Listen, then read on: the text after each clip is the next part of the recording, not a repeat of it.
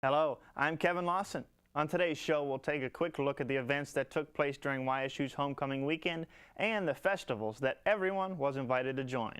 Then we take to the streets to talk to Valley locals about bar rescue, followed by Moments in Mahoning. This is Light the Wick.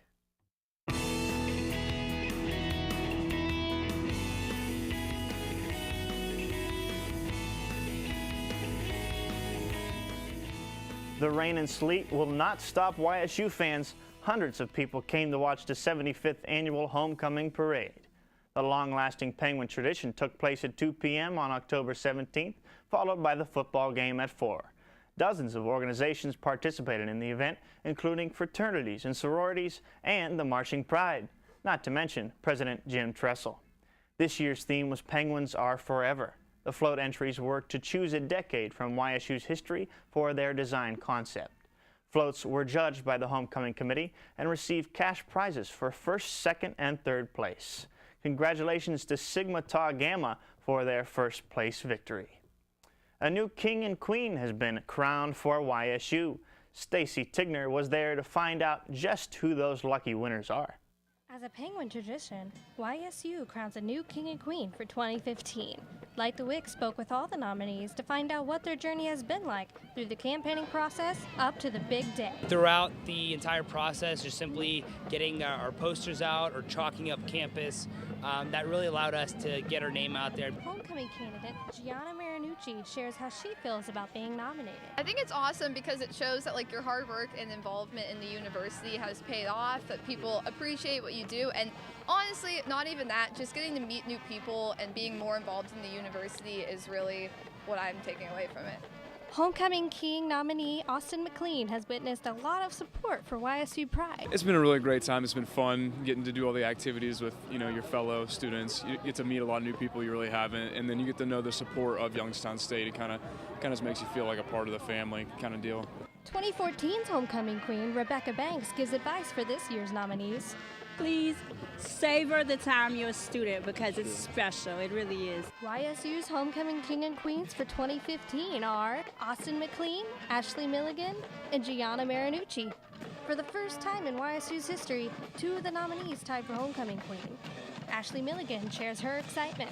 We're very shocked, but we're great friends too, so it's actually pretty cool and an awesome honor to, do this together. For Light the Wick, I'm Stacy Tigner. In celebration of YSU's homecoming, Penguin Productions hosted a Fall Fire Fest event on the corner of Ford Avenue and Grant Street. Food vendors, free candy, and live music were featured at the event. The entertainment began at 7 p.m. with Youngstown native Jordan DePaul, who recently signed with Nashville Underground Management. However, people arrived early just to grab their spot by the bonfire.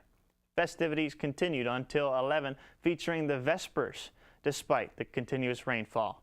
Proceeds from drink sales will benefit the Armstrong Foundation, which raises funds for pancreatic cancer research. This past weekend, our cameras took to Canfield, Ohio to see just what White House Fruit Farms is all about. The fall celebration takes place on Saturdays and Sundays through October 25th. A place known for their gourmet donuts also had several other events and activities taking place, such as a corn maze, a hayride, and a petting zoo. There are all sorts of food vendors and family-oriented festivities. Be sure to check out White House Fruit Farms' fall celebration for its last weekend, October 24th and 25th. This week on Moments in Mahoning, we take a look at the iconic industrialist George Wick. George Wick was born in Youngstown, Ohio in February 1854. He was a resourceful entrepreneur, launching several businesses with partner James A. Campbell. Wick and Campbell organized the Mahoning Valley Iron Company with Wick as president. Then in 1900, Wick and Campbell would pool resources with local investors to establish Youngstown Sheet and Tube with $600,000 in capital, turning it into one of the nation's most important steel producers. Wick served as president of the company until health problems arose in 1904. In 1912, Wick embarked on a European vacation in an effort to restore his health and get back to work. On April 14, 1912, during his family's return home from England, George Wick would perish on the RMS Titanic. His body was never recovered. a memorial monument was erected in Wick's memory at Oak Hill Cemetery. This has been Moments in Mahoning. Now, a local establishment with some history has seen a makeover. Open since 1934, the Royal Oaks was visited by John Taffer and his bar rescue crew. We sent Corey Crisson out to parts of downtown Youngstown to see if the show's presence has made its mark with the locals. The hit Spike TV series Bar Rescue visited downtown Youngstown over the summer to revitalize two local establishments, Royal Oaks and Martini Brothers, now known as the Federal. Light the Wick hit the streets of Youngstown and parts of YSU to see how locals plan to patronize the two spots. Let's go. So have you guys been to Royal Oaks before Bar Rescue went there? Yes, I have. Yep. And will you continue to go back? Of course. Here with the show Bar Rescue? No, I'm not. I've never heard of it. Have you heard of the bar? Have you been to the bar Royal Oaks? I have not either. Do you plan on trying to go? Do you plan on trying Royal Oaks now that the Bar Rescue team has been there? I guess so. I can give it a try. What about the bar before Bar Rescue visited it that you liked about it? It had it was unique. Definitely, you go into the Oaks and it's just somewhere it's like you've never been before. Yeah, I like just the atmosphere of the bar and the ribs. Did you go to Royal Oaks? I went there, it was a couple years ago I went there. I haven't been there in a while though, but when I went there, a couple years ago, it was actually a really nice bar, So now that the episode aired, do you plan on going back more often? Oh yeah, definitely. The second of two episodes will be airing this Sunday, October 25th, airing at 10 p.m. Eastern from the Federal, formerly known as Martini Brothers. Back to you. In the M7 parking lot right next to Taco Bell down on 5th Avenue, go and show your Penguin pride by joining the Penguin Pack. For only $15, you will get a dry fit t-shirt. You could win sideline passes, jerseys, and even travel with the team. Not to mention that it's something employers would love to see on a resume. At the tailgates, Rookery Radio comes down to play music and provide that party atmosphere. There's also free food and lots of giveaways exclusive for members of the Penguin Pack. Carly Bergsdorf gives us more reasons to join. They should join the Penguin Pack just to enjoy themselves and meet a lot of new people. It's open to everyone. They can join every time. It's a really good time. We're going to have so many different opportunities that people can access through the Penguin Pack.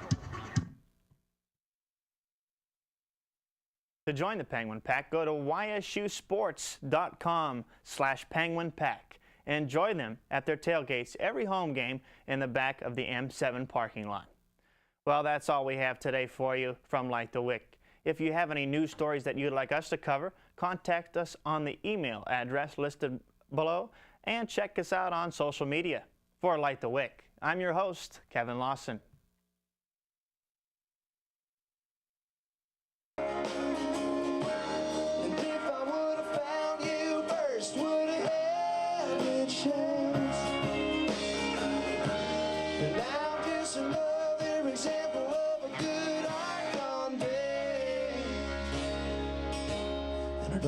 Trouble you with the troubles I hear.